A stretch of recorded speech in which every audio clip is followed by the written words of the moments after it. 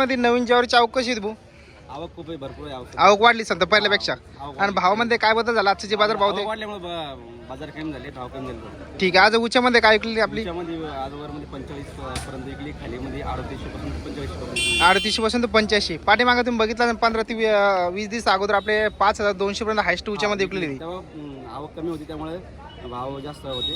तर आता खूप शेतकऱ्याचे ज्वारी मार्केटला यायला सुरुवात झालेली आहे, तर त्याच्यातून पुढे बाजार भाव कमी होण्याची शक्यता आहे का मीडियम मध्ये असंच राहील? तर मीडियम मध्ये जर आवक वाढली तर आणखी थोडे बाजारभाव कमी होईल. कमी होईल. हा. तरी मिनिमम आपल्या ज्वारीला काय बाजार भाव भेटेल शेतकऱ्याला बाकी?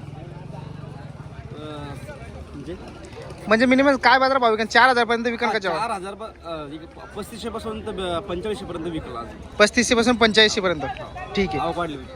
सगळ्यात जास्त हायस्ट काय विकली? 85 रुपये विकली का? वरमध्ये 45 विकले, खालीमध्ये 38 पासून 45. नवीन ज्वारी. नवीन ज्वारी ही समोरचा काय विकलेला आज? हा, हे नवीन ज्वारी विकली आज 4051 विकली. नवीन 4051. तुम्ही बघू शकता मित्रांनो, 4051 बाजार भाव भेटला.